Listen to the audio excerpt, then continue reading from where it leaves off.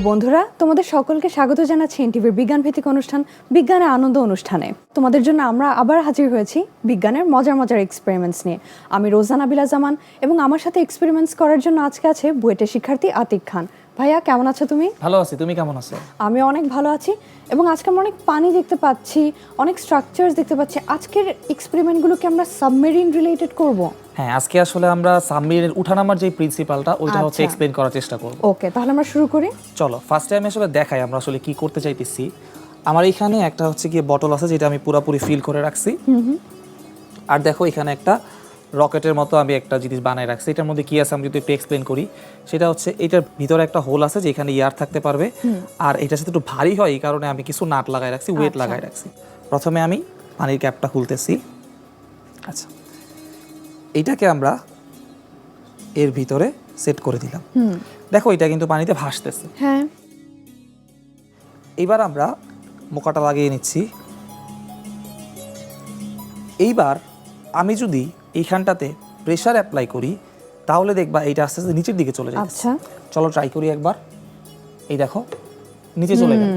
আবার যখন আমি প্রেসারটা রিলিজ করে দিব আবার উপরে চলে যাচ্ছে। উপরে চলে যাচ্ছে। সিমিলারলি আমরা যদি আবার প্রেসার দিই তাহলে এই যে নিচে চলে যাচ্ছে, কিন্তু আবার ছেড়ে দিলে উপরে চলে হ্যাঁ, যাচ্ছে। আবার কিন্তু উপরে চলে কিন্তু যাচ্ছে। এটা হওয়ার কারণ কি?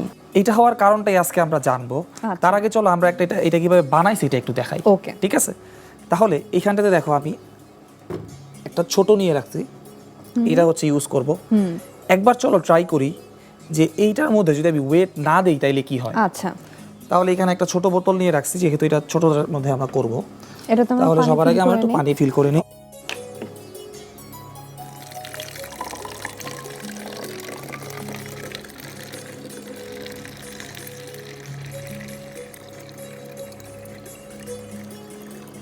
আমরা আরেকটু ফিল করে নিই। পুরোটা ফিল করতে হবে আমাদের, যাতে হচ্ছে গিয়ে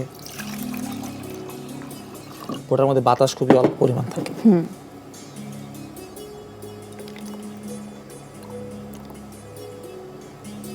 ওকে, আরো একটু ফিল করতে হবে। ঠিক আছে, আচ্ছা এইবার তাহলে চলো এইটাকে আমরা ঢুকাই দেখি কি হচ্ছে। ওকে, কিন্তু এবার আমরা কোনো ওয়েট দিয়ে নেই নি। আচ্ছা, আমি একটু পানিটা কমাই নিচ্ছি। হ্যাঁ, এবার কিন্তু আমরা ওয়েট দেই নাই। ওয়েট না দেওয়ার কারণে বা এটা হচ্ছে কি নিচের দিকে যাচ্ছে না।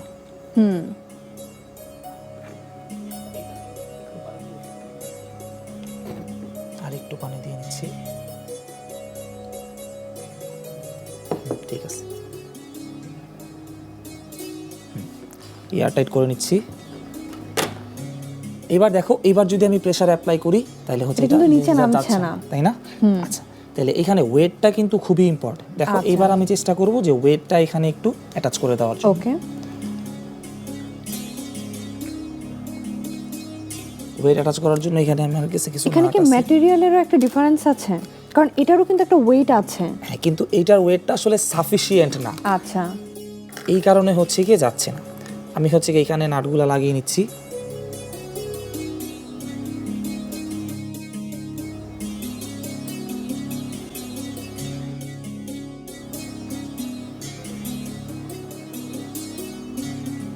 হ্যাঁ, ঠিক আছে। এবার আমরা সিমিলারলি এবার চলো সিমিলার ভাবে আমরা ট্রাই করি। ওকে,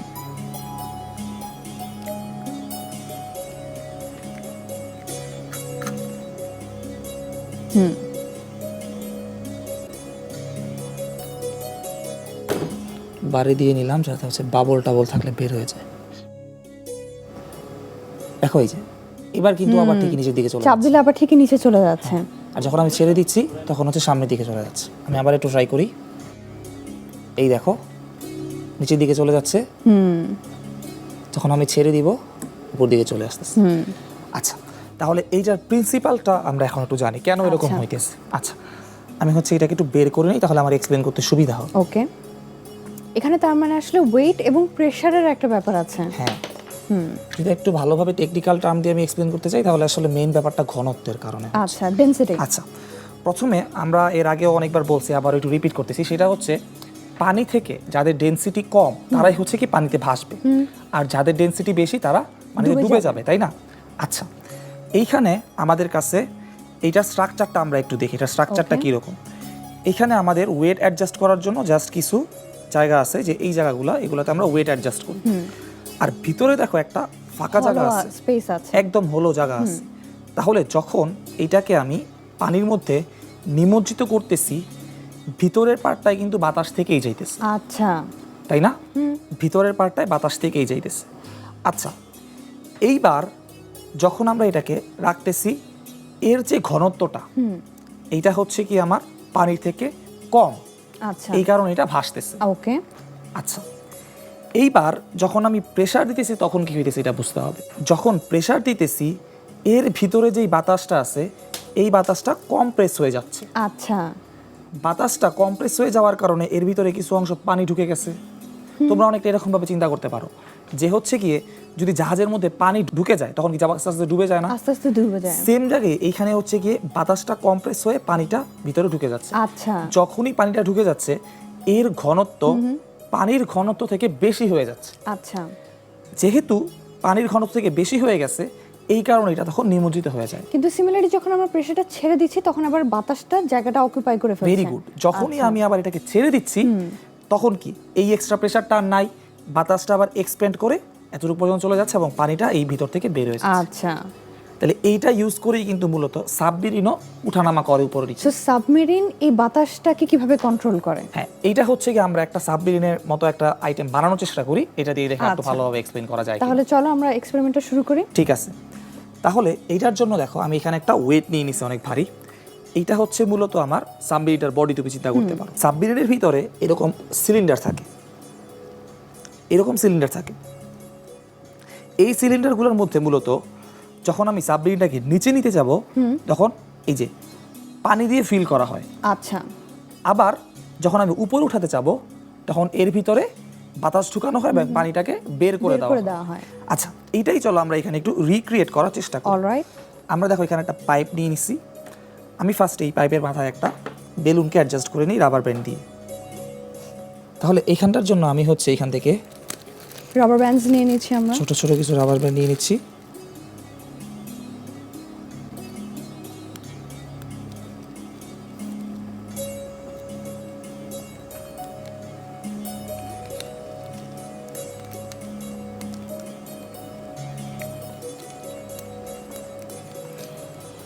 অ্যাডজাস্ট করে দিলাম, আর একটা লাগানোর চেষ্টা করতেছি রাবার ব্যান্ড।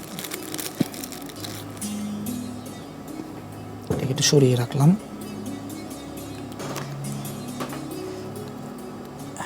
একটু পোক্ত করে লাগাতে হবে যাতে হচ্ছে গিয়ে বাতাসটা বের হয়ে যেতে না পারে। একদম এয়ারটাইট করে নিচ্ছি আমরা। হ্যাঁ, এইটাকে এবার আমি এটার সাথে অ্যাডজাস্ট করে রাখব। আচ্ছা, তাহলে এটা করার জন্য আমি এখানে একটা সুতা ইউজ করতেছি, জাস্ট গিটটা ভালো করে দিয়ে দিতে পারলেই হয়ে যাচ্ছে।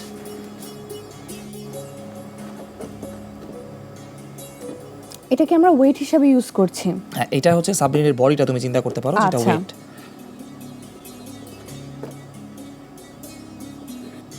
আমি ধরি, তুমি গিটটা দিয়ে দাও। ওকে,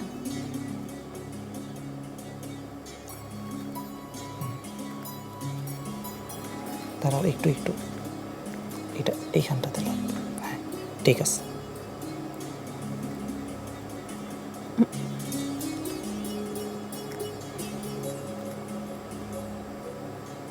আমরা এটাকে টাইটলি আটকে নিচ্ছি। ওকে, টাইট হলে ভালো হতো।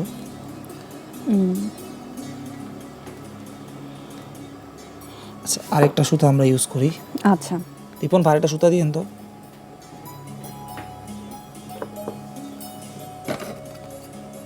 এটা কাইটেই ফেলে, এটা হবে না। আর আচ্ছা, হবে। ওই জায়গাটা কিন্তু কাট করতে হবে। আচ্ছা, আর ঢালে নিব? না না, লাগবে না এতটুকু। ওকে, এগুলো তখন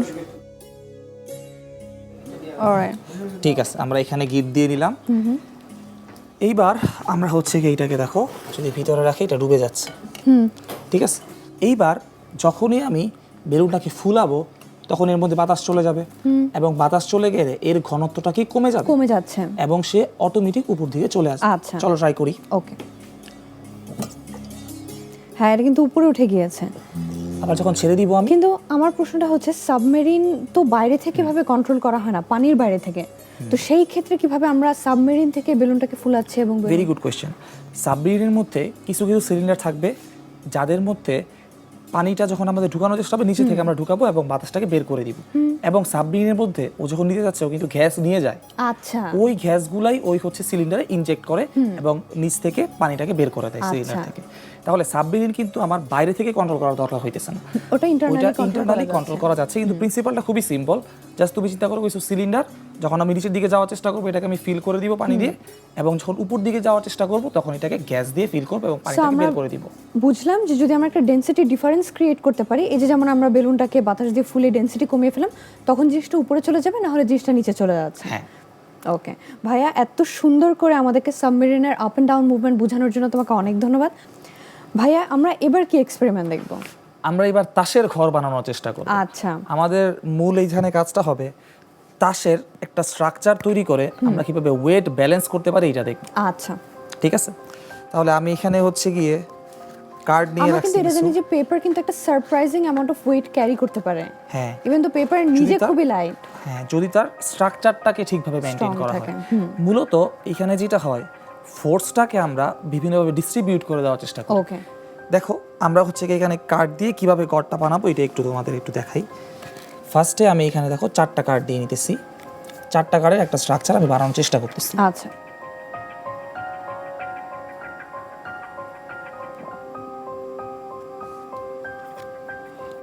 এন্ড এই দুই পাশে আমি 2টা আর অ্যাড করে দিব। এটা একটু খুবই সাবধানের সাথে বানাইতে হবে। এবং দেখো আমি এখানে মিডল বরাবর নিচ্ছি। আচ্ছা, 2টা কার্ডেরই মিডল বরাবর নিচ্ছি।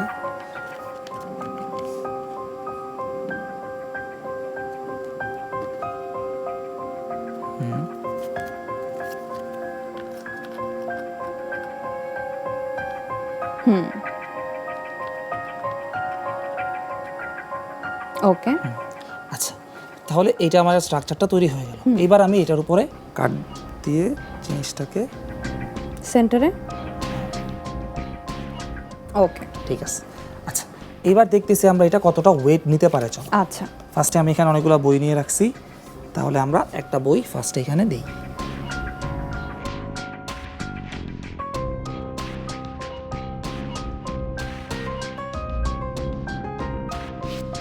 ঠিক আছে, তারপরে আমি এর উপর আরেকটা ওয়েট দেওয়ার চেষ্টা করতেছি। আমরা কিন্তু দেখলাম এত পাতলা কার্ডও কিন্তু একটা হেভি বুক অলরেডি ধরে রাখতে পেরেছে। এই দেখো 2 নাম্বার বইটা ওইটা আর ধরে রাখতে পারলো না। এইবার আমরা হচ্ছে গিয়ে দুই পাশে দুইটা দিয়ে দেখি। দুই পাশে 2টা দিয়ে চলো একবার ট্রাই করি। ওকে, সো আমি একটা ঘর এখানে বানাই আর আমার পাশাপাশি রাখি।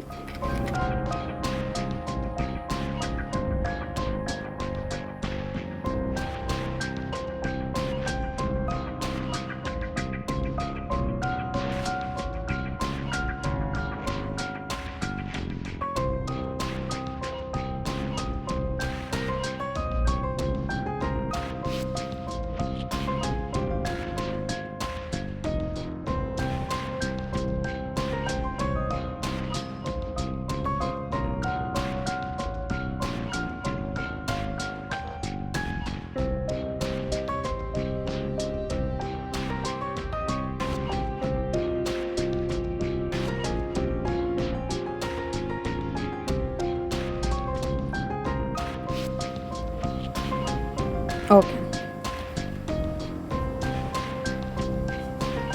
সো আমরা পাশাপাশি দুইটা বানিয়ে নিলাম।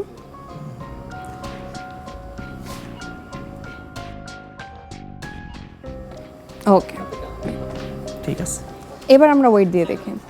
এইবার আমরা ওয়েট দেওয়ার চেষ্টা করি। ফার্স্টে এই ওয়েটটা দিতেছি, আরেকটা ওয়েট অ্যাড করার চেষ্টা করি। ওকে, এবার দেখো 2টা বই দিয়ে দিয়েছি, কিছু হইতেছে। হ্যাঁ, আগে কিন্তু আমরা দেখেছি দুইটা, আরেকটা বই দেওয়ার সাথে সাথে কিন্তু পড়ে গিয়েছিল। দ্যাট মিন্স এটার ওয়েট লিমিট জাস্ট একটা বই ছিল। এবার দেখো আরো কিছু বই দেওয়ার চেষ্টা করি, আমার মনে হয় না তাও পড়বে, ট্রাই করে দেখি। ওকে, 3 নাম্বার বই। এবার আমরা 4 নাম্বারটায় যাই। এটা বেশ হালকা। ওকে,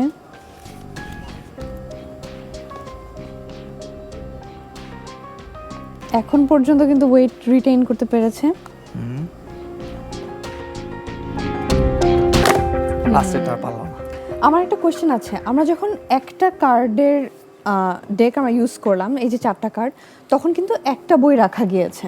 আমরা যখন 2টা দিলাম তখন কিভাবে আমরা, যেহেতু আগেরটা একটা রাখা গিয়েছিল, এবারে তো 2টা পর্যন্ত রাখা যাওয়ার কথা ছিল, কিন্তু আমরা কিভাবে আরো বেশি বুকস ব্যালেন্স করলাম? দেখো এইখান থেকে আমাদের মূলত দেখো কয়টা বই আমরা ব্যালেন্স করতে কি? পারছি। ও আচ্ছা, দাঁড়ান, কয়টা? 1 2 3 4 5 6 6। আচ্ছা, আমরা কিন্তু এবার 6টা বই রাখলাম, তাহলে এটা কিভাবে সম্ভব হলো? দেখো এইখানে প্রত্যেকটা কার্ডের মধ্যে ফোর্সটা ডিস্ট্রিবিউট হয়ে গেছে। আচ্ছা এখানে তুমি এরকম ভাবলে হবে না যে মাত্র 2টা স্লট দিয়ে আমি 2টা অ্যাডজাস্ট করতে পারবো। হয়তো যদি আমি 3টা ইউজ করতে পারতাম, তাহলে এখানে সবগুলা বই এবং এর উপরে যতগুলো বই সবগুলো ইউজ করতে পারতাম। আচ্ছা। কারণ এখানে যে ফোর্সটা আছে সবটাই কি হইতেছে 3টা জায়গায় টোটালি ট্রান্সফার হয়ে যেতেছে। আচ্ছা। এটা একটা খুব দারুণ এক্সাম্পল কিন্তু আমাদের ডেইলি লাইফেও দেখি। আচ্ছা, যখন আমাদের ব্রিজগুলা তৈরি হয়, দেখো না ব্রিজের জাস্ট 2টা পিলার থাকে, ছোট ছোট ব্রিজগুলোতে 2টা বা 3টা পিলার থাকে, সাইডে থাকে, মাঝখানে কিন্তু কিছু থাকে না। থাকে না। এখন কোয়েশ্চেন হচ্ছে কোনো একটা ট্রাক বা কোনো একটা হেভি লোড যদি হচ্ছে ব্রিজের মাঝখানে থাকে, তখন কি তোমার মনে হয় যে ব্রিজের মাঝখানেই প্রেসারটা পড়ে? এমন কিন্তু না, দেখবা ডিস্ট্রিবিউটেড হ্যাঁ, হয়ে যাচ্ছে। এখানে ফোর্সটা ডিস্ট্রিবিউট হয়ে গিয়ে সেই পিলারের উপরে গিয়ে ফোর্সগুলো পড়বে। আচ্ছা। এটা কিভাবে মেইনটেইন করা হয়? দেখবা এরকম ট্রায়াঙ্গেল আকৃতির কিছু হ্যাঁ, স্ট্রাকচার স্ট্রাকচার আমরা থাকে, দেখতে তাই পাই না? ব্রিজে।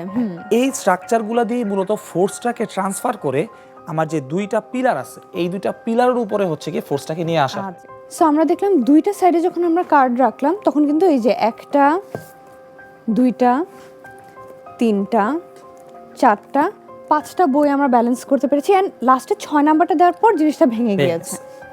সো ভাইয়া, আমাদেরকে তুমি এত সুন্দর করে ওয়েট ডিস্ট্রিবিউশন বুঝিয়ে দিলে, তোমাকে অনেক ধন্যবাদ। তোমাকেও। আজকে তাহলে আমরা বন্ধুদের কাছ থেকে বিদায় নিয়ে নিই। ঠিক আছে। প্রিয় বন্ধুরা, এই ছিল আমাদের আজকের আয়োজন। তোমরা যদি আমাদের কোনো আয়োজন মিস করে থাকো বা রিওয়াচ করতে চাও, এগুলো কিন্তু এনটিভির ইউটিউব চ্যানেল এনটিভি শোজে অ্যাভেলেবল। তোমরা ভালো থেকো, সুস্থ থেকো এবং এনটিভির সাথেই থেকো। ধন্যবাদ।